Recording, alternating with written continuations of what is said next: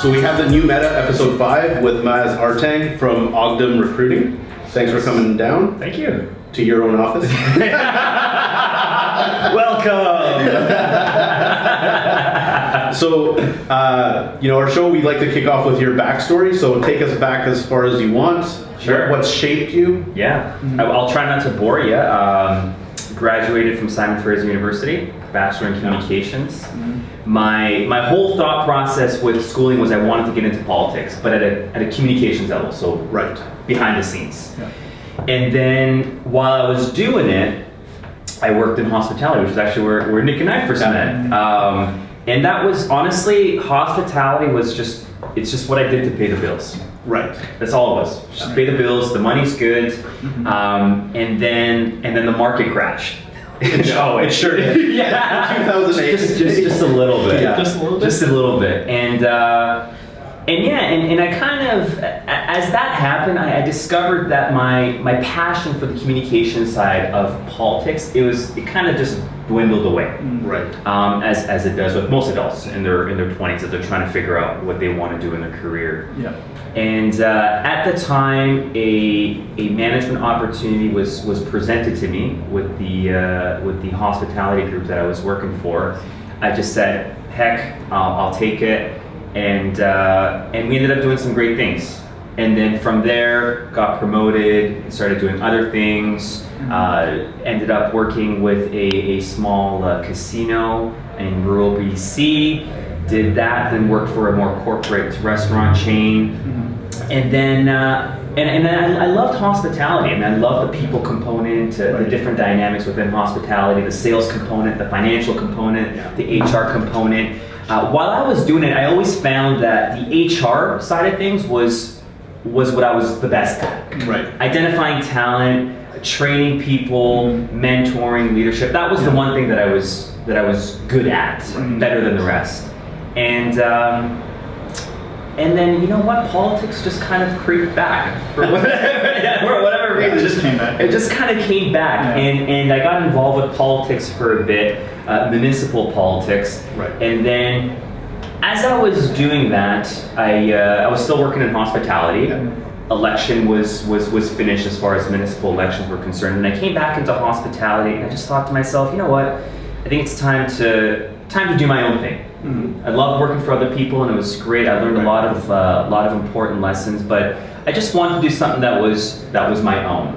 Right. And recruitment was something that I always used recruiters when it came time to looking for jobs. Right. Most higher profile positions go through recruiters.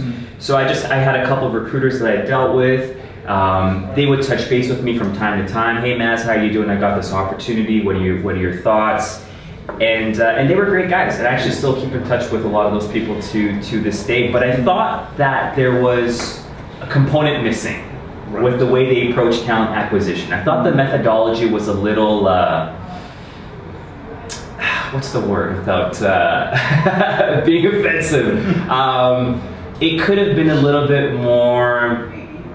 Oh man, how do I? Well, it's like they try to fit. Sometimes they give you a square peg for a round hole. Sure. Because then they can collect the commission for the placement. Right. Like, I mean, calling a spade a spade. Exactly. Right. Yeah. Okay. Exactly. You said it, not me. It's a little bit more. The process could have been a little bit more advanced. It could have been a little bit more diligent. Yeah. As far as screening people, as far as identifying talent, doing the proper background checks, actually talking to the person and seeing what they're about. What you're basically saying is, they were looking for a fit, and could they do the job functionally from an experience standpoint, rather than does this person fit the nuance and culture of the company that's looking for this position. Really. Exactly. And that's a square peg round hole comment. Exactly, right? It's one thing if you're looking for a general manager and this person's got a general manager title, but do they have the skill set? Do they have the people skills? So I thought there was a niche in the market for hospitality recruitment, because I mean the industry employs 3 million people in Canada, directly and indirectly in some sort of capacity, whether they're, I don't know, a security firm putting in, cameras within a restaurant, or audio tech guys. So there was, a market of 3 million people, and there's 20, 25 executive search firms that specialize in this field. So and a lot of them back east. A lot of them back east. Most of them back east. Yeah. The big players. And I thought, hey, what a great opportunity for me to kind of penetrate this market. And I rolled the dice. Yeah. I did what every entrepreneur does. You roll the dice and you hope it works. And truth be told, the first 6 months was really tough. Always like ramen noodles go pretty far sometimes. Man, I'm telling you. oh yeah. Like I'm telling you. But I mean, and the thing I think that's important to we joke about it in the sense that it was tough, but you had very good jobs prior to going out on your own, so you had savings. Yes. And I think this is actually like a very important point to touch on, because a lot of people are like, oh, I'm going to go start my own business. Right. It's like, well, okay, like if you need to incorporate, you're going to pay your lawyer and accountant like $3,000. Easy. Like, do you have $3,000 lying around? And that's before you've done even anything. Sure. So I mean, I always find it's good to mention to people, it's like, if you're interested in starting your own business, you need savings. Yeah. Because if you don't have those savings, you're going to cut corners and make some really bad decisions. Absolutely. Now, I wish I listened to that. I didn't do that. I didn't anticipate anything. I mean, I didn't know I didn't understand this whole incorporation aspect, accountants and registering provincially. And like, I didn't comprehend these costs. I didn't. Right. So I wish I would have actually taken that advice. In retrospect, that's the first advice I would give is make sure you have some sort of, savings account to cushion you, because you're not going to have any income or cash flow, which is king. Yes. Cash is king. You're not going to have any sort of cash flow for the first year. Yeah. Significant in my business. Well, I mean, if whatever you're making at your job, you're going to take a pay cut. Yeah. For sure. No questions asked. Without question. And then on top of that, it's your sales cycle. So if your sales cycle to get money in through the door, it takes 6 months from, opening an account or like a prospect all the way to close and then placement, that could be 6 months. Oh, easy. So that even if you made a sale the day after you open your doors, you're not collecting money for 2 quarters maybe. Oh, easy. Yeah, easy. Sometimes more, depending on the partner. Yeah, it takes a while, like when you're starting, to get that momentum, right? To get past that first little hurdle where you're just establishing. There's so many things that people don't think that you have to actually build out.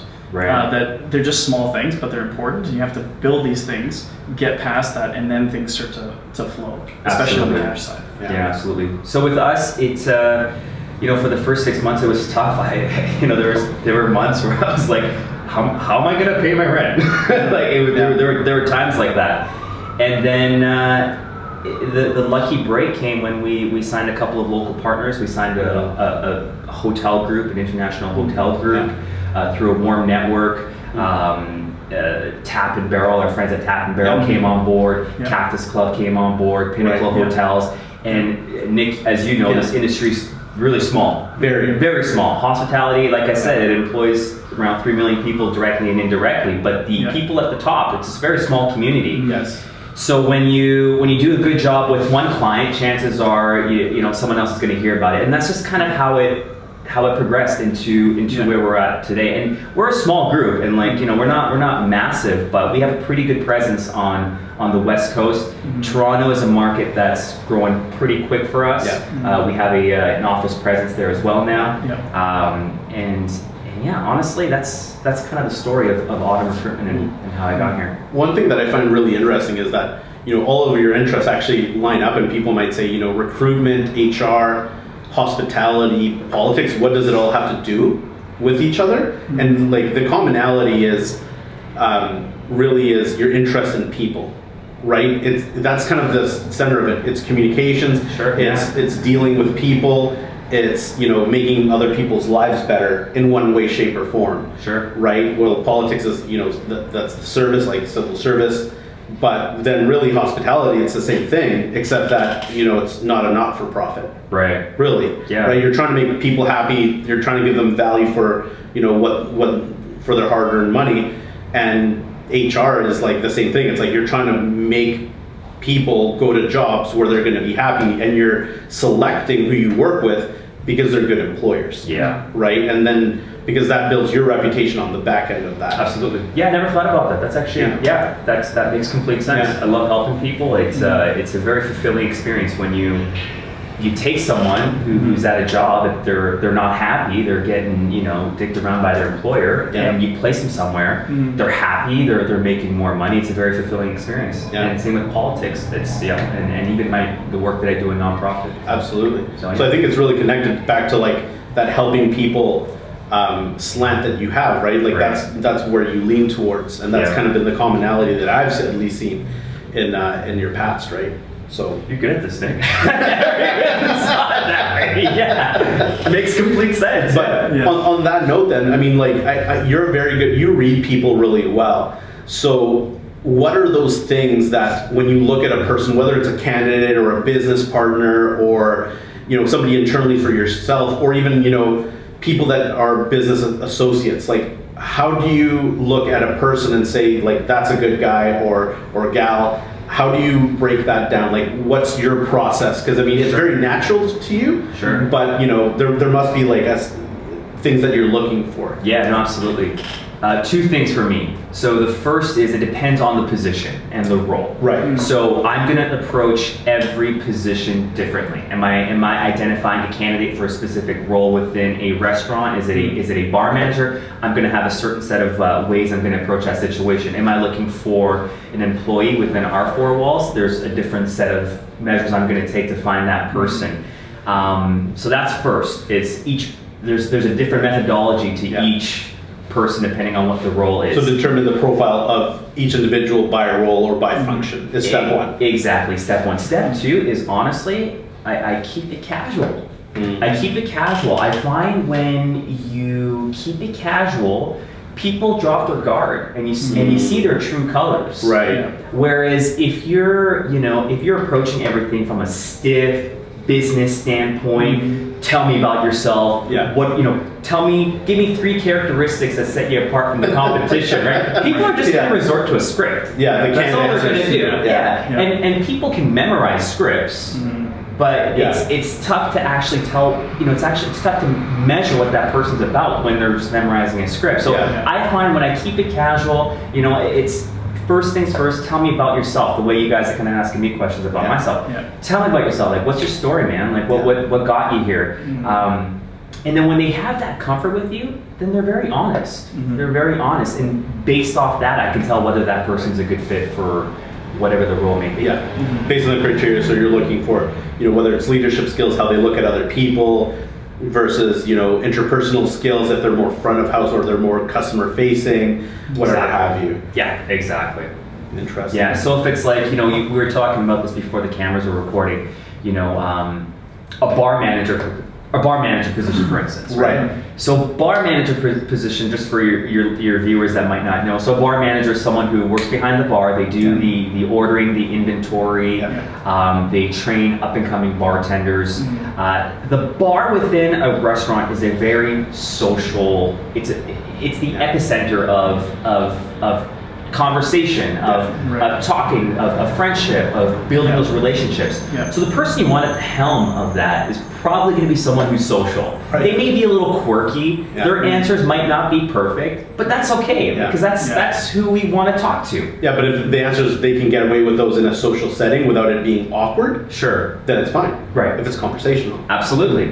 But if it's if it's a director of operations or a COO that we're screening and sourcing, then that those certain set of mannerisms might not fly, right? You don't want your director of operations talking about how he went to Las Vegas with his buddies over the weekend and had a good time, right? Like that's probably not the guy you want running your $50 million company. But I forgot where we're going with this. We're talking just profiles. Profiles. It varies based off of based on the individual and the position. Absolutely. Yeah, so I mean, for us, one thing that we always look for is how much of a slant people have in terms of helping others, right? So one of our actual values internally at Blue Meta is the 5149. So that means give more than you receive, no matter what. Right. So what are people in it for themselves? I mean, everybody's in it for themselves to some degree, but does that override the greater good, and does that override helping others? Right?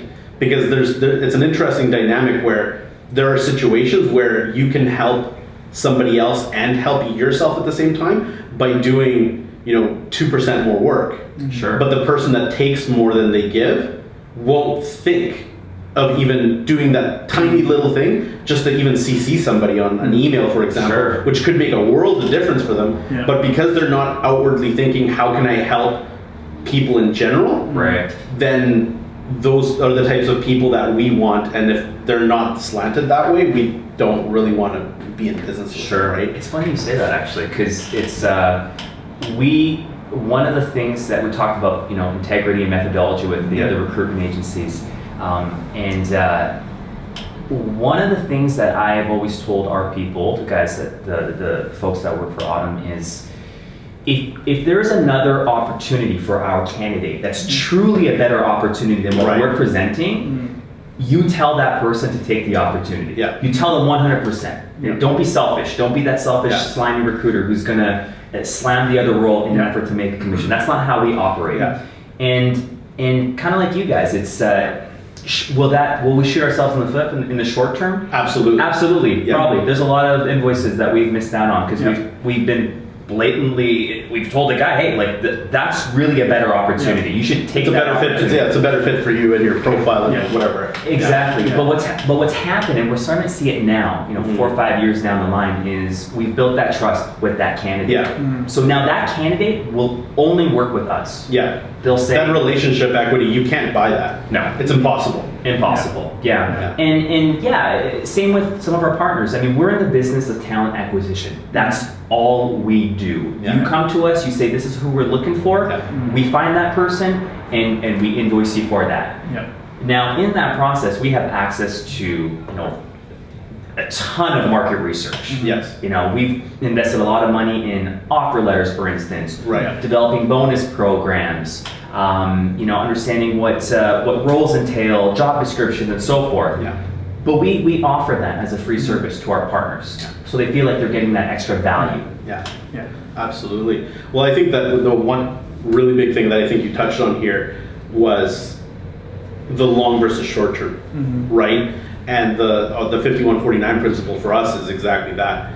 We were in it for the long haul. So I mean, we've walked into sales meetings with clients where they say, this is what we need, and it's like, you need to go to these other guys instead. Right. Because like that, we know for a fact these other people do it way better than we do. Right. So let us make an introduction for you. Yeah, and not a lot of people do that. Well, most people actually don't do that. No, and to your point, a lot of people will actually say, no, what you think your needs aren't actually what they are. You need what we do In an effort to instead. make that sale. Yeah. To force Yeah. it. Right? Yeah. But ultimately, the problem that occurs there is, if you're looking at this from the vantage point of wanting to retain a client or a relationship for 5 or 10 years, that system of trying to take it for yourself doesn't work. I agree. Yeah, I mean, what you're doing is you're planting seeds, right? Like Sure. these are all seeds you're planting that in the future, some of it may not, come to fruition, but a lot of it will come back in your favor. I agree, which is why the whole savings thing is important. Because you're going to be broke for the first 2 to 3 years. Yeah. So, But I mean, that's interesting that you say that, because the more seeds you plant, the less money you make up front. Sure. But the more you can delay the harvest, the better the harvest is. I agree. Yeah. So Yeah, I mean, with us, like I said, we're the new kids on the block, but I mean, we've been in business for 4 to 5 years now, and we're already one of the players in the Exactly. national stage. And I truly believe it's because we operated with the utmost integrity. We were honest with our candidates, and we provided our partners with a service that they're like, man, like I Right. really got my money's worth.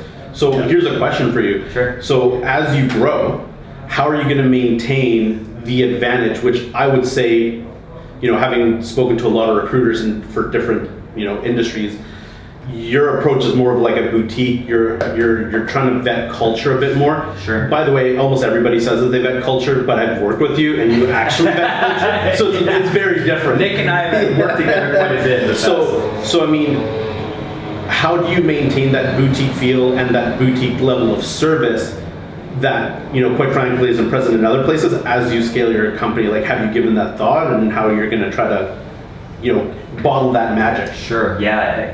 Great question. I think that boils down to our own talent acquisition needs in-house, right? Who we hire to come work for us, and making sure that we're passing that on, and that we're investing in the training, and that whoever comes on board, whether in a recruitment capacity or an account management capacity or in a sourcing capacity, that they embody those values. Right. And that really kind of falls on my shoulders right now at this point. And it's tough, especially when you have multiple geographies. Sure. Right? Absolutely. Keeping everybody in one office or in one geographic area, it's easy because you take them out for lunch once in a while, you're in the same office, you talk to them at the water cooler, getting a coffee, whatever.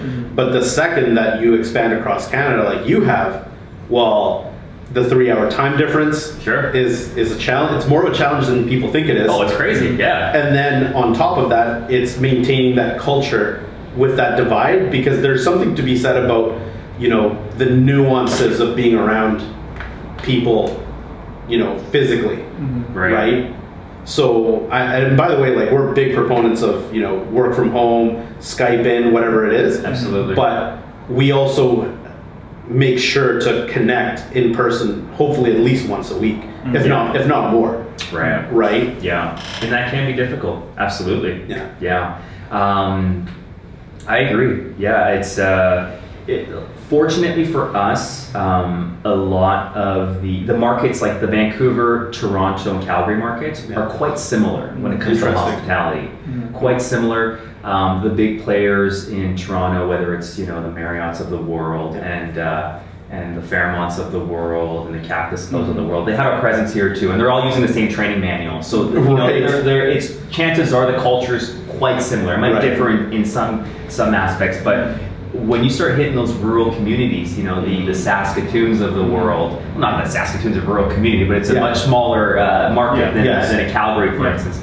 Or like a Red Deer, even a Kelowna. I mean, the mindset and culture is different in those markets. One of the things I was going to ask you about was turnover, in terms of like the cost of turnover. Sure. Right. A lot of businesses have a really hard time measuring, like, you know, what's the value of the culture, what's the value of keeping the employees here versus turning them over.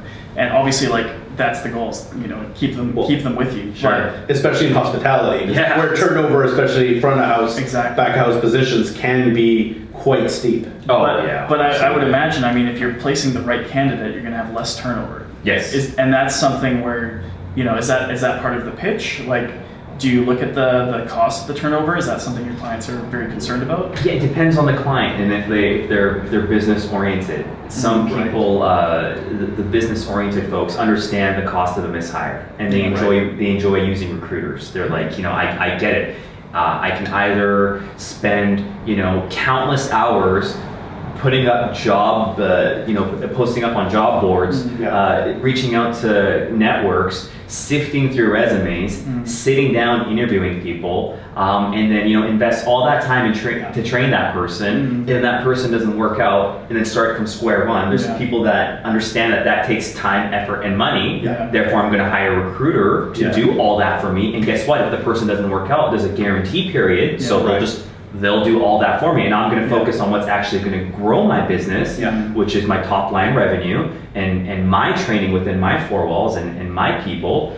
And then you got those guys who, you know, took out a loan and they got lucky, and they have a restaurant that does well, but they don't really understand the business components of running a restaurant or a hotel. And they're like, why am I paying you this much money?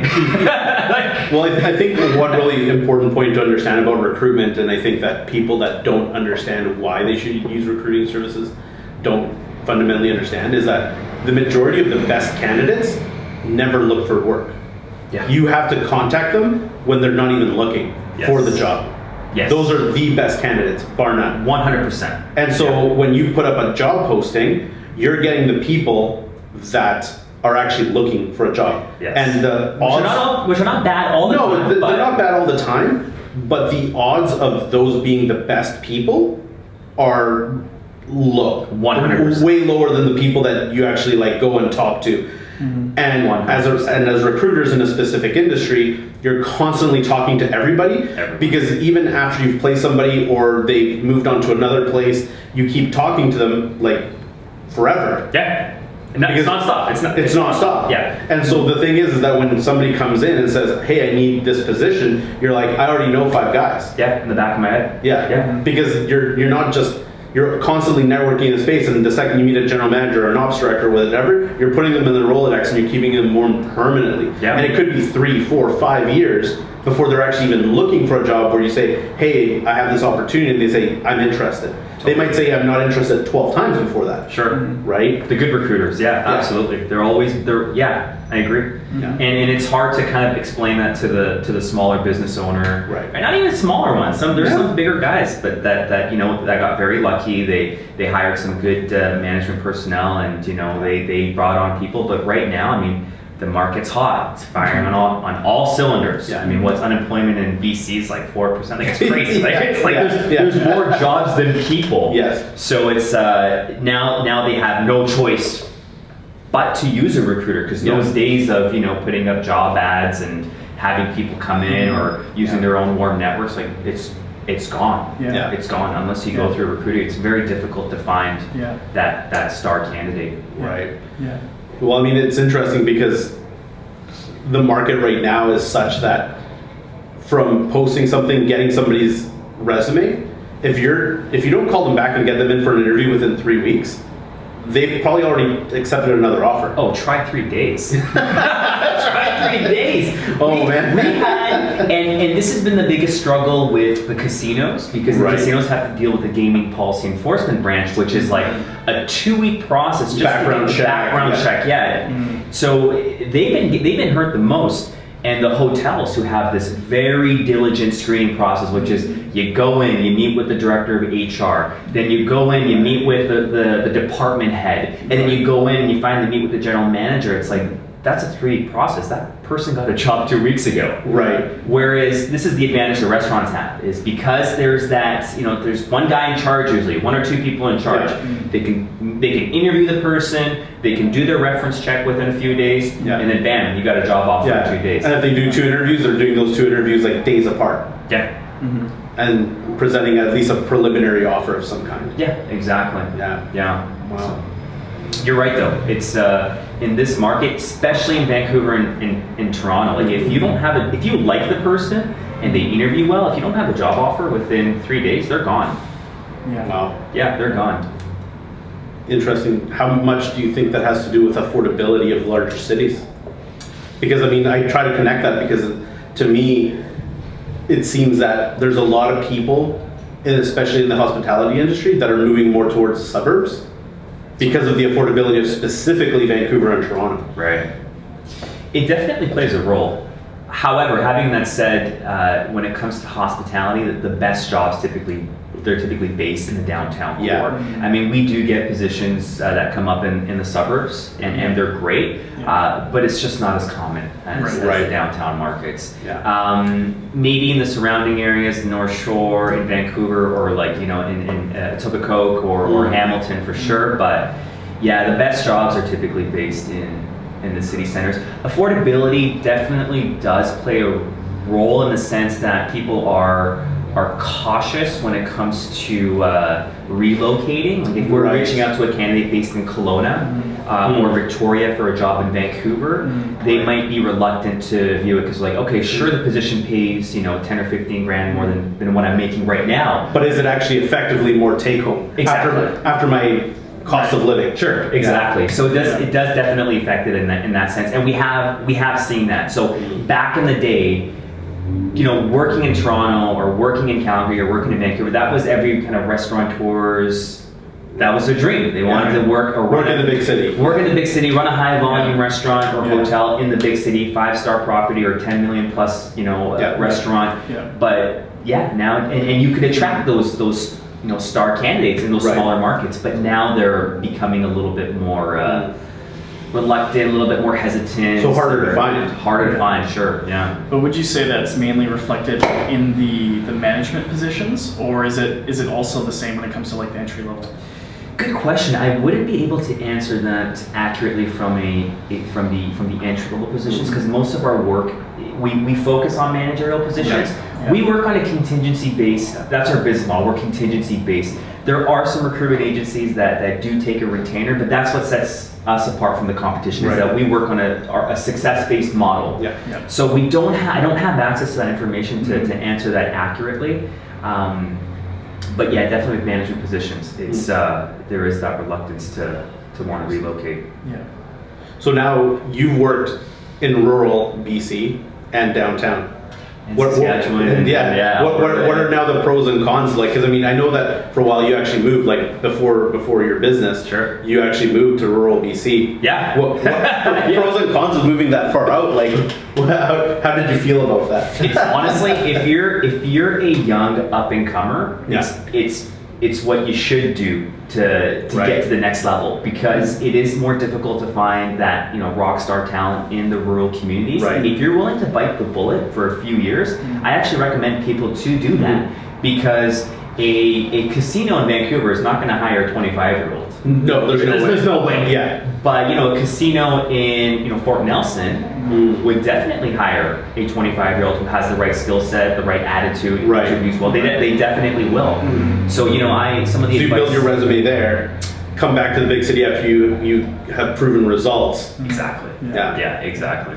Yeah, because I think that's actually really important in the Lower Mainland. Getting a job and getting promoted is very difficult. If the company is the type of company that likes to promote from within, maybe it's a little bit easier. But the issue at hand is that even for that company, well, if they lean towards that internal promotion, it probably is easier to just go external and find that manager rather than promote somebody to a manager and teach them how to manage. Sure. Yeah. Because there sure are enough of them around, right? Right. And even if you have to pay it more, the cost benefit of training, when you're done with that, it's cheaper to hire from outside. For sure. Yeah, no, absolutely. Yeah, I tell people that all the time. Don't be afraid to relocate, especially if you're in your 20s or early 30s and you don't have a family. I mean, man, it definitely helped me out. And I get it. I get it. So, and it's a cool experience. I mean, I learned so much. When you live in the city, you're kind of stuck in this bubble, and then you go to rural Canada, and man, oh man, it's that stereotype of nice Canadians. You really see where that comes from. It comes from rural Canada. It's not coming from the big cities. Yeah, it's kind of a refreshing perspective, because I think that for the majority of young people, especially like in college, university, like everybody's thinking like gonna graduate, like move to the big city. Like that's for a lot of people. Not everybody. Yaletown sells the most cheap beer out of what is it? Per square kilometer, they sell the most cheap beer of all of Canada. Yeah, is it real? Is that? I didn't know. Yeah, because everybody moves to Yaletown. It's like, I'm gonna get 2-3 roommates and live here. Yeah, and they have no money, right? Yeah, it's crazy. Because that's the whole chasing the big city. It's like I lived in Surrey or Langley or Chilliwack all my life. I want to live here. Sure. Yeah, so they all congregate in one area. You're seeing, absolutely. I think what you're seeing though in a lot of Hamilton, for instance, has this really cool up and coming culinary restaurant community. Fort Langley. Yes, absolutely. I mean, a lot of these chefs that they were working for high profile restaurants. They were making good money. They decided they want to take the next step in their career, which is being an owner operator of a property. Yeah. They go set up shop in those markets that are much more affordable. And it's what you've seen in the past 2 or 3 years. It's like you go to Hamilton or you go to Fort Langley. It's awesome. Like you got some very high profile restaurants run by some some are Michelin trained chefs, Red Seal designations. You walk in and it's like you're getting a meal that you would expect in Vancouver or downtown Toronto in the financial district, and it's like it's right here in Fort Langley, and it's like 5 minutes away from my house. Absolutely. Do you have any tips for anybody that wants to start their own business? Any hard learned lessons? Tons. Where do I begin, man? Cash is king. Cash flow is very important. So, when I first started my business, I found myself fixated on a lot of the redundant tasks. Every component of your business is busy, whether it's marketing, admin, paper, that's all important. Yes. But focus on what's going to actually drive sales. So marketing, getting your name out there is Yes. probably what's going to actually add dollars and cents to your bank account. That's going to help you get by initially. Valuing the power of marketing, valuing the power of social media, putting your name out there. Don't be afraid to reach out to your warm networks. I find that that's what jumpstarts your business. It's just That's an interesting thing though. Like, I see this all the time where people are afraid to, especially when they launch, people are very afraid of contacting their inner circle because conventional wisdom tells you be an employee, opening your own business is highly risky. It is. That's the punchline. But, you know, people are going to, if they want what's best for you, they're going to try to keep you safe. right. So when you tell them it's like, I'm opening my own business, it's almost like you don't want that scrutiny. So that's where people don't reach out to their, you know, first order contacts. Sure. Because they're like, well, if I fail, because I'm just starting out and there's a lot of risk, I don't want the like finger pointing and the I told you so's, right? Right, yeah. But that holds you back, and that can cause you to fail because you actually didn't do that and reach out, right? Yeah. I can tell you with 100% certainty, Aughdem Recruitment wouldn't be where we're at today if I didn't reach out to my warm networks and my friends. That's how we got the ball rolling. We're getting a lot of outside clients in right now. We're doing business development, but that's not what got the business up and running. It was reaching out to my former colleagues who are now in director of ops positions, those positions that they can make those executive decisions to bring on an external recruitment agency and not do it all in-house. So I agree. Completely take advantage of your friendship, your networks, your warm connects, and you know what? Do not be afraid of getting rejected. Like this is, you know, it's I always had this fear when I first started of just picking up the phone and calling someone or reaching out, sending an email, and it's like, I was so afraid, but really, like, think about it. Like, what is it? Yeah, what's the result of What is the worst thing that can happen? Like, literally, what is the worst thing that can happen? They say, and most people, what a lot of people don't realize is most executives are very friendly. Yes. They got to where they are. If you catch them at the right time. Sure. If they're busy. They're in the middle of a meeting and it's like, you know, reviewing their financial statements, probably not a good time, but most executives are very friendly. Yes. If you reach out to them, the worst case scenario is they say, hey, thanks for your time, not interested. That is the worst thing. They're not going to know who you are. They're going to forget about you by lunchtime. Like, just reach out. Don't be afraid to pick up the phone and call or ask someone to make that connection for you. Yeah. Well, I think that goes back to also your point of like, stay away from the redundant, right? Because usually if we're good at a specific thing, we go away from the things that have rejection built into them, like sales. Right. And we go to the redundant things because I know how to do it. I'm comfortable. This is what I used to do in my last job. Right. Well, it's super easy. So like, I'm comfortable. I want to play here because it feels nice. Yeah. But it doesn't feel nice in the long term. No, exactly.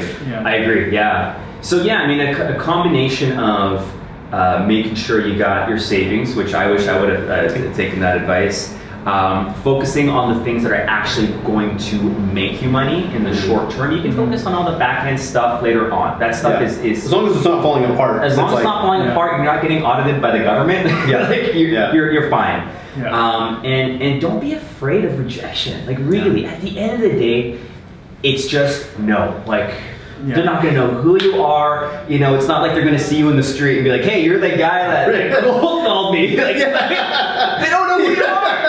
It's people just line up outside your house. You cold calling. I'm cold calling your house, right? Like that's never going to happen. No, it's not. And warm networks. Yeah. Reach out to all your warm networks. Well, I think that a big part of this is, you know, a psychologist would call it your level of disagreeableness, but translated is how much do you care about what other people think of you, right?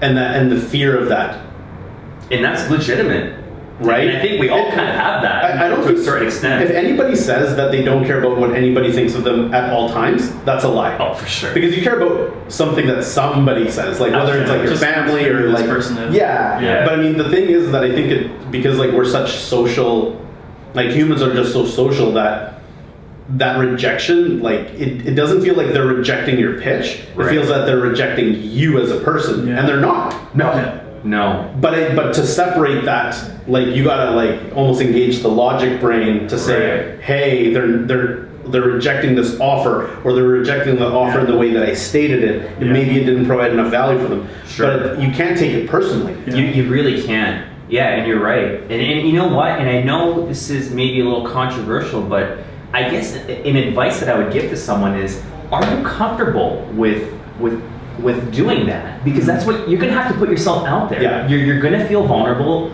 You're gonna get rejected. If you're someone who's not comfortable to reach out and ask for business, then maybe starting your own business isn't a good idea. You're gonna put yourself in debt, and it's not gonna work. I 100% agree with that. Yeah. So if that's who you are, but you have all the other entrepreneurial qualities, that sounds a lot like a COO.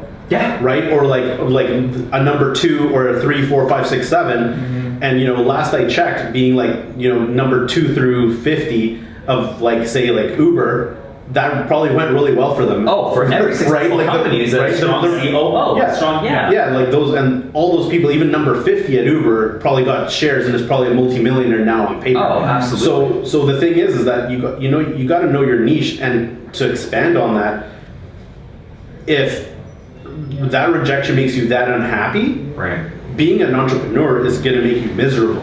Oh, yeah. And, absolutely. and what you should really be hunting after is happiness, right? Because if being an entrepreneur is so important to you as a status symbol that you're going to make your life miserable, how long are you going to last? I agree. Yeah. So I mean, if you're not comfortable with doing that, maybe look at partnering up with someone who is good at doing that. Because I mean, I don't want to bring up names, but a lot of the most successful restaurant groups in Vancouver, you have that dynamic. You have the guy who's the crazy guy with the grandiose ideas, who's not afraid to go out there and get things done. But chances are that person is not the best when it comes to financials or administration or operations, right? So like some of the most successful restaurant groups in the country have that dynamic. A number 1 who's a little crazy, who's got that entrepreneurial spirit, and then a strong number 2. And I shouldn't say 1 or 2 as if one is more senior than the other. I'm saying just like they're both number 1s, but one is good at different aspects. In different aspects, exactly. One is good on the operations, admin, system side of things, which is fundamental with any successful business. Well, here's the thing: it's like the more knowledgeable you are, the more risk you see on any given topic. So if you're very good at business, if you actually run the numbers back, being an entrepreneur makes 0 sense. If you do the math on it, right? Like if you make like a 5-year cash flow of your own personal income, and then say, what are the odds of me as an employee, like being here and then going up 2% a year or 3% a year, versus an entrepreneur where your first year is completely, question mark, right? And you run that out, and then you create like a lifetime value of that cash, like invest it, et cetera, et cetera. Oh, unless your business becomes pretty significantly big, which the odds are against you on, the math dictates that you should never open a company. So the crazier people, that's why they're usually number 1, because they're like, I don't care about the math. Right? Like, just don't care about the math. I'm doing it anyway. Right? Again, against all conventional wisdom. And that's usually why they're the number 1, or the first person. And when I say number 1, I don't mean the most important person in the company. What I'm saying is that they're that person that actually says, I'm going out here and I'm doing it, and then they recruit people through their vision to follow them. Right? And to follow their vision. Right? I agree. Yeah, it's so funny you say that. Yeah, it's so true, because I'm just thinking about some of our partners, and there's always that dynamic, especially if there's a partnership. There's that guy who's just like, all right, Steve, like let's pull you back a little bit, right? Like, maybe buying 2 restaurants is not a good idea. Let's make sure we first have our existing restaurants in shape. We have the right personnel, and we have the right management to go to the next location and actually scale. Exactly. Scaling is an interesting component in hospitality. Yeah, especially with recruitment, because you have to just come to the understanding that we're not a tech company, in the sense that you can't create an app, invest X amount of money, put it up on the App Store, and have millions of people download it and just scale substantially within a short period of time. With recruitment, your top line grows Yeah. as your payroll grows. Absolutely. Right? Yeah. So coming to that understanding too is important, because a lot of people come to me and they say, hey, what's your plan to be the next billionaire? It's like, my plan isn't to be the next billionaire. I'm quite content. Yeah, with the business model doesn't allow for that. No, It doesn't. it doesn't. You can live quite comfortably, and then you can invest things and become the next and be billionaire through very investments. happy. Exactly. But I mean, it's not one of these, like, it's not going to be an Amazon. It never No. will be. It's just not the business model. No, it's just not. It's just Yeah. not. And understanding that. Unless you figure out some sort of algorithm to automatically Identify. shuffle people based on some sort of test. Yeah. Right? That would be crazy. That's definitely That's worth what $1 million. Just watch now. Yeah. Yeah. Matt goes away and it's just like, by the way, I built this thing. I came up with it by myself. That is funny. And you know what? Yeah, that is the next $1 billion idea. A software that can recognize facial recognition, And all the soft skills. all and the soft skills Yeah. on top of your resume, your experience. Absolutely, that is the next $1 billion idea. That's worth $1 billion for for sure. sure. Yeah, we just made you rich, But- everyone. Yeah. Go do that. Yeah. Good luck though. That's easy. So like right now, there is a so MSP is being removed, right? This is more so prevention. That's right? 2020? 2020. Yeah. So MSP was gonna be removed anyways under the previous government. Like Right. they had put the gears in motion for it to be removed in 2020. Right. The current government is taking the credit for it, which is fine. Interesting. Governments do that all the Yeah, time. It's yeah. totally part of this. It's just normal. Yeah. But what this government has done is to offset the cost of MSP is they introduced an employer health tax. So that wasn't part of the original plan. No, it was definitely not. So it was removal, the end, Correct. but now they're trying to money grab through other means. And also they put the stress on the municipalities. Oh. So it's being separated between the business owners and the municipalities. Right. But mostly the business owners. So now companies that have a payroll of over $500,000 Yes. have to pay an additional, I think it's 14% towards this employer health tax. Wow. Now, 14% of, let me bring it up actually. I have it right here. because 14% sounds like a lot.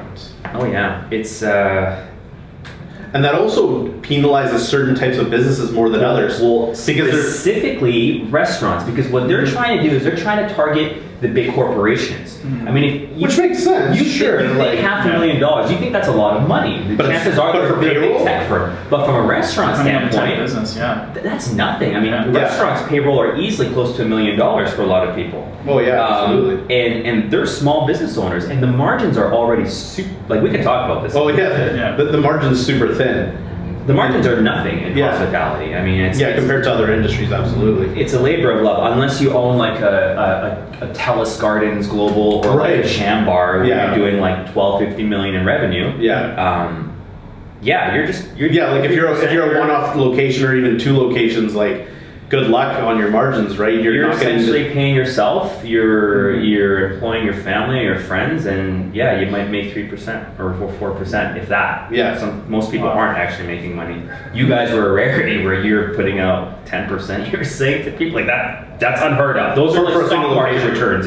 for a single location. Yeah. That's unheard Yeah, of. I mean, obviously, like the bigger groups are doing 15, 18 plus percent, right? But when you have those kinds of discounts from that buying power and, you know, So payrolls above $500,000 will now have to pay, a 2.92% payroll tax on each dollar of payroll.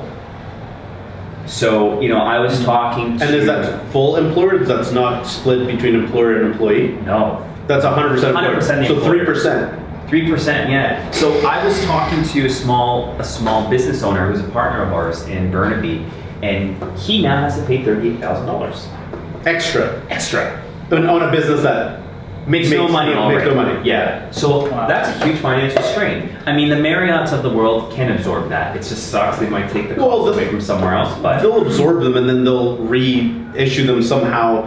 But when you have that kind of scale, and when you have that scale into multiple provinces or even countries, you increase something by a penny, and like the whole group offsets that. Absolutely. When all your locations are in BC, that's a huge deal. absolutely. Yeah. And now there's the minimum wage increase, which is fine. I've actually always been a big proponent. Everybody increases the cost of everything, and then it's fine because like everybody increases the prices on the menu items. everything You learn to works adapt. out. You learn to adapt Absolutely. to the certain conditions. And you know what? I'm a strong proponent of people getting paid well. Yes. If you are a business owner and you're skimming off your employees, then you're in the wrong business, man. You're just a shitty business owner. Like, take care of your people. That's fine. But yeah, the payroll tax. That's just like an unnecessary burden. Right. That these restaurateurs are like, man, oh man, like $35,000. That's a lot. Well, beyond hospitality, though, I mean, really, you're looking at any workforce which is either part-time or, not like a non-salaried position, like work that people do while they're going to school, etc. Sure. You're punishing everybody. Yeah. Because before you didn't have to pay that money there, like in other places, sure, you were paying benefits, etc., etc. Sure. But, how do you absorb that cost? Yeah. Yeah. You take the hit. You take the hit. You take the hit. Yeah. And if payroll is 50% of your cost, which for some businesses it is, especially in hospitality, it's the biggest cost. It is, yes. Yeah. But I mean, if you're making 3% and now that 3% is taken up by this tax, really, like, isn't this just going to end up being passed on to the consumer at the end of the day through raising prices and such? I mean, this depends on the. That's like you may as well pay your MSP because now you're going to pay it somewhere else. Well, anyway. it's the defensibility of it, right? Because the idea is that, well, you pass this on to your customer, but back to the small business owners. Often, small business owners do something because they love it, not because their business acumen is incredibly high. Mm-hmm. It's high enough to run their specific business, but teaching somebody how to run the calculations to offset, if say like their payroll cost is 50%, and this 3% increase happens, it's like that's a 1.5% overall increase. Mm-hmm. Well, how do you break that down into all your items in order to recover that? Yeah. Right? Like, it's not easy math. And you're probably gonna have to employ your like accountant or like a consultant to do this. Guess what? That's an additional cost. And what does that project cost for a consultant? $3,000, $5,000 on the low. I was gonna say, and that's if like the guy's like taking pity on you, right?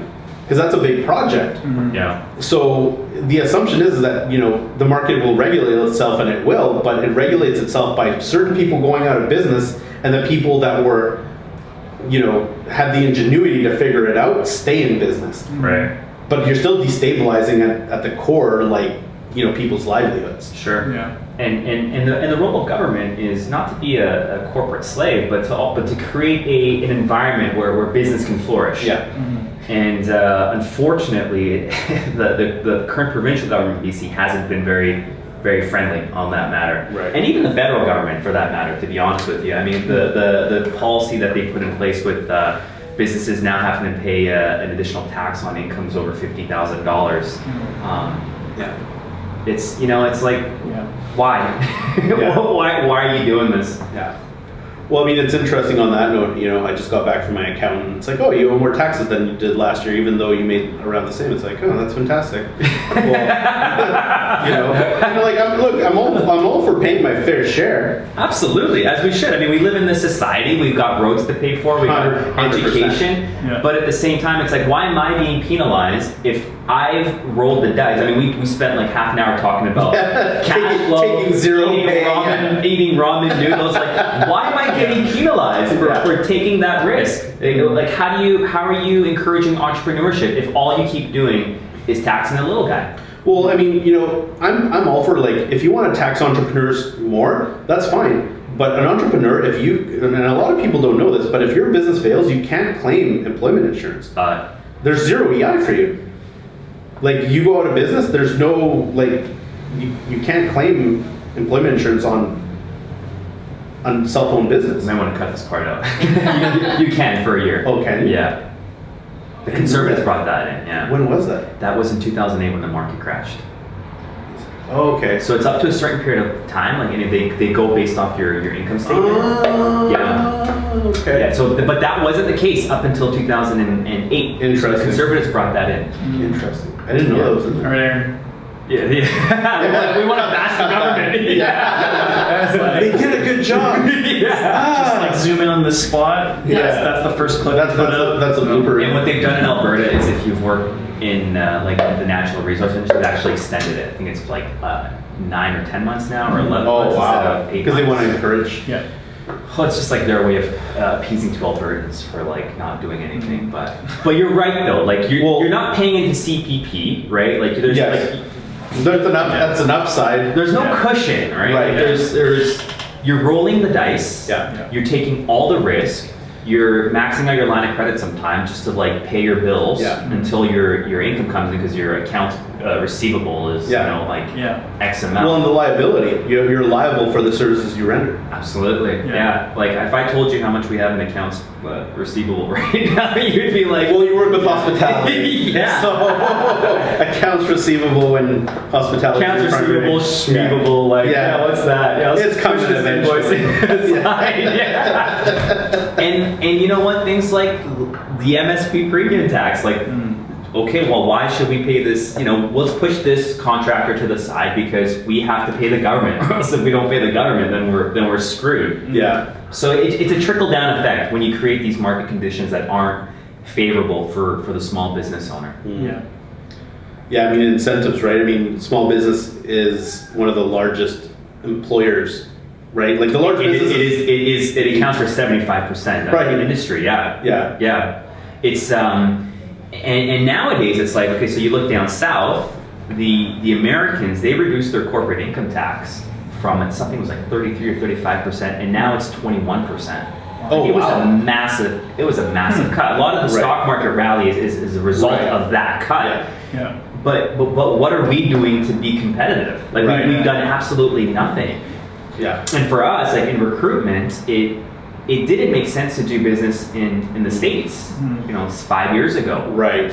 But now it's like, okay, it actually makes more sense for me to go down south, do business in California, New York, where the corporate tax rate's 21%, than do it here, which is like, depending on which province you're in. Plus the exchange rate that you get. Plus the exchange rate, Yeah. which is like 28 to 32, 33% up here, 35%, Yeah. depending on which Yeah. province you're in.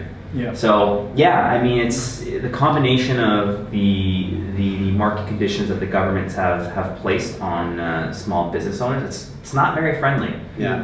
And I'm not saying to be a corporate slave. Like Yeah, I said, yeah. if you make money, it's your obligation as a citizen, as a business, as an entity to pay your fair share. Yeah. Absolutely. But you know, don't penalize people for taking that risk. I mean, the one thing that I agree with in terms of some of these loopholes that they've closed for small business owners is and this isn't an informed opinion, Right. but what I kind of take a step back and see is that basically governments were giving people really good tax rates if you were a generator of employment. So if you generated jobs, you got the upside of having like, you know, this corporate tax that was a bit lower if you were under a certain threshold for your annual EBITDA, all these things. But other people that weren't employers and that didn't generate jobs were taking advantage of that through incorporating their businesses and not having employees outside of themselves and their wife. Right. So it's like, I'm a one-person show. Yeah. And I make business class money, and it's all for me only. Right. So I'm not employing people. So like, if you are, you know, a one-person show and you're not generating legitimate jobs, should you have the upside and or the benefits of somebody that generates jobs? Probably not. Right. Yeah, I agree. And you're issuing yourself out dividends, and those are taxed at a lower rate. Yeah. I get it. Not anymore, apparently. Well, yeah, not anymore. But I still think, like in any system, you're going to have people that take advantage of it. I'm a firm believer that that's a minute amount of people that take advantage of that system. I just think it's crazy where, you know, as a small business owner, yes, you know, with us, there's Aughdem Recruitment, which is a separate entity. And then there's Maz Artang, an employee of Aughdem Recruitment. So in the eyes of the government, we're two separate entities, with two separate bank accounts. But really, I mean, in my eyes, at the end of the day, we're essentially one person. Well, I mean, if the business is short on cash, you're going to put money into the business or leave it in the business and not take a salary that month. Exactly. At the end of the day. Yeah. So with the current market conditions, I'm being taxed on two fronts. I'm being taxed as Maz Artang a technical employee of Aughdem Recruitment, Right. and then I'm getting taxed on Aughdem Recruitment. Yes. So that's where for me it's like, okay, well, how do we maybe reduce the burden on small businesses when it comes to the tax rate so that you're not being taxed on two ends? Yeah. Because you're right, if Aughdem Recruitment is low on cash flow, then it's Maz Artang that has to put the cash in and infuse it in Aughdem Recruitment. Yeah. Right? I mean, It's not like this arbitrary fund that just like has money or access to credit. Yeah. It's coming from a source. Right. Yeah. Yeah. Absolutely. So I mean, yeah, it's interesting to watch, but it'll be interesting to see how many people are opening more businesses, or if this, detracts from people that are looking to open businesses, because I just don't know if those people will actually understand these things Right. in the first place. Will it detract from people doing business once they're in business 1 or 2 years and they figure out the impact to them? Yeah. Yeah.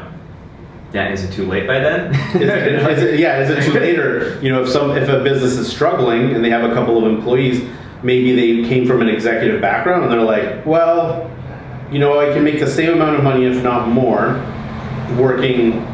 going back to a corporate job. Go do that instead, and then I have less stress. Why not? Yeah. Work less hours. Work less hours. You most likely have your evenings free, your weekends free. Yeah. You get CPP. You get For some people that makes sense, and there's absolutely nothing wrong with that. Yeah. There's absolutely nothing wrong with that. Yeah.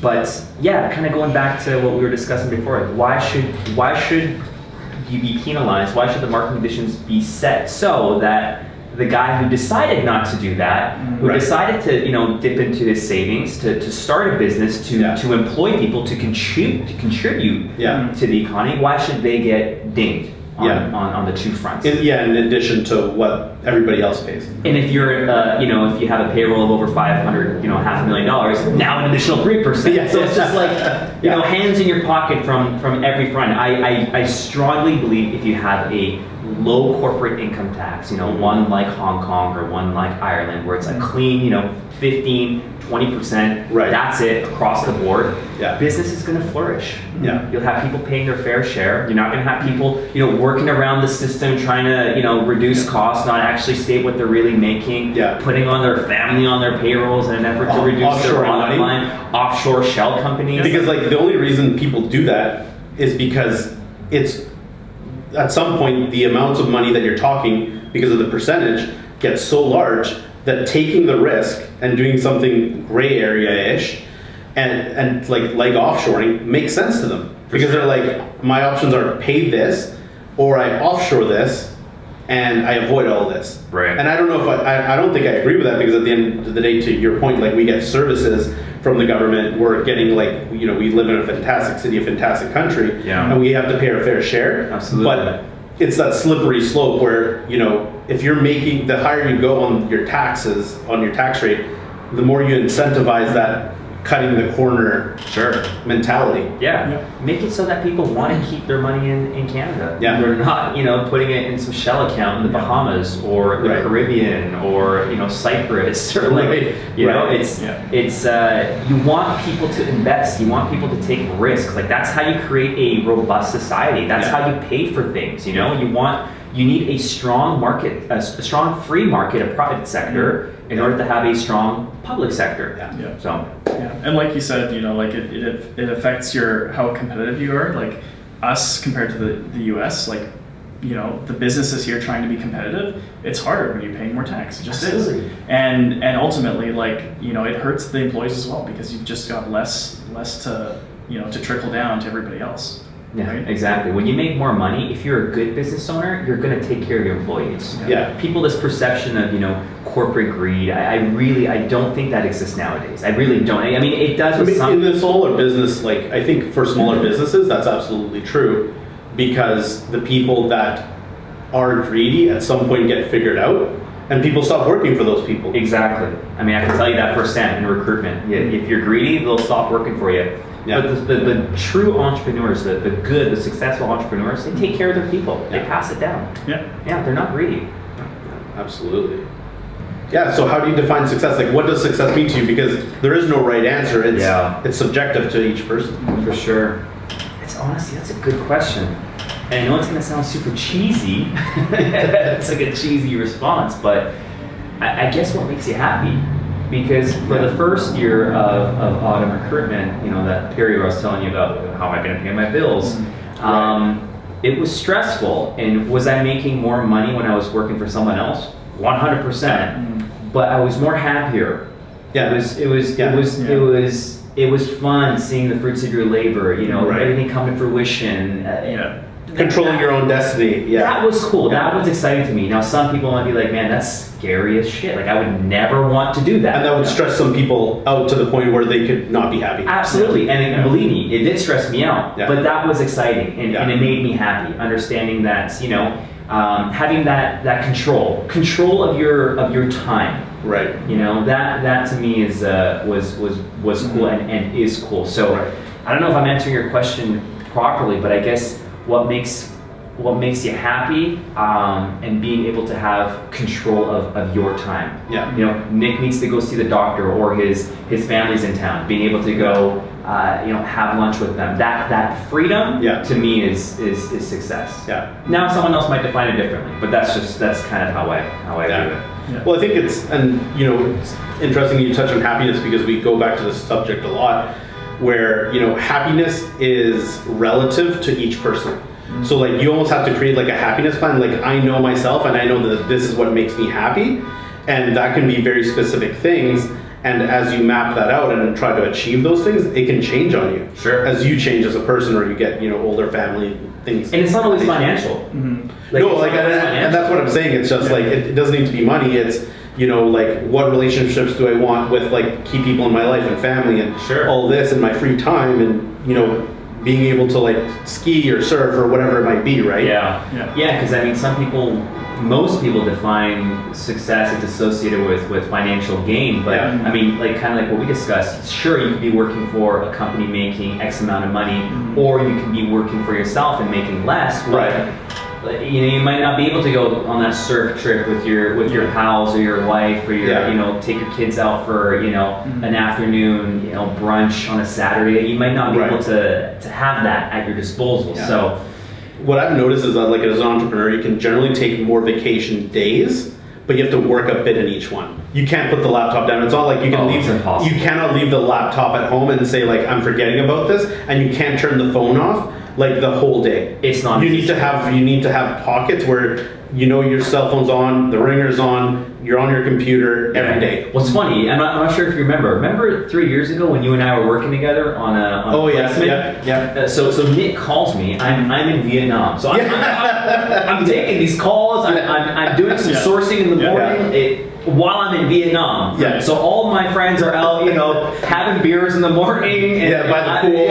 And I'm like breaking down, I'm like sourcing, I'm calling people. And even last week, I was in Napa Valley for a wedding. We were in the bus. Like being shuttled to the wedding, the groomsmen. And I had a call come in. It was a client, and it was like, if I didn't take the call, the deal would not have been closed. We would have waited till next week, and you can't afford that. As a small business, you have cash is king. I took the call. So you're right. Like, be ready. You can't turn it off. No, it's impossible. When I was working for someone else, vacations were better. Oh, I will. That is one. They're shorter, and there's less of them, but you can actually hand off nearly everything, unless you're like a top executive. In a fairly large company, because even in a company of like 100 people, if you're the COO, CFO, you can turn your phone off. It's like the COO and the CFO just can't take vacations at the same time, but you can unplug them. Oh yeah, you can pass on your responsibility to someone else, another department head. Totally. You can turn off and just enjoy life, but as an entrepreneur, no way. The buck stops with you, right? Yeah, and people, especially if you're a small business, vendors just like dealing with the person. You know, when Nick and I would work together, you know, I could put Nick in contact with someone else, but, you know, people typically like working with the guy who's making decisions. I know I do. And it really means nothing. Even with my accountants, when they pass me off to, you know, some of their entry-level, you know, university graduates, that person definitely has the right skill sets to answer all my questions. But I don't know why, mentally, I like dealing with the head manager. That's the guy I like dealing with. Because you don't have to go through layers at that point, right? Yeah. So Thanks, Maz. Thanks for joining us. Thank you. My pleasure. we look forward to seeing your company grow and world domination of the hospitality recruitment space. Yeah. Thanks, guys. Appreciate it. Awesome.